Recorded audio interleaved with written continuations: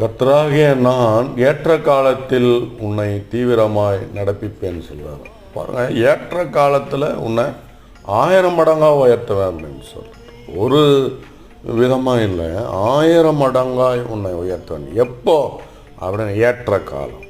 அப்போது அந்த ஏற்ற காலம் வருகிற வரைக்கும் நாம் தேவனுடைய கரத்தில் அடங்கி ஜெபத்திலும் உபவாசத்தில் வேத வாசிப்பிலும் கர்த்தருக்கு கொடுக்கறதுலையும் உண்மையாக இருக்கிற பொழுது கர்த்தர் ஒரு ஏற்ற காலம் வரும் பாருங்கள்.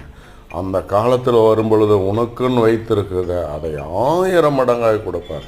பலனெலாம் கொடுத்தா கொஞ்சம் கொடுக்கலாமா, இல்லை போதும் அப்படின்னு நினைப்பாங்க. ஆனால் தேவன் கொடுக்க ஆரம்பித்துட்டார்னா அதை நிறைவானதாய் 1000 மடங்காய் கொடுப்பார். ஒன்றுமில்லாத இருக்கிற உண்மை கர்த்தர் 1000 மடங்காய் ஆசீர்வதிப்பார். யோசேப்பை போல உயர்த்துவார். God bless you.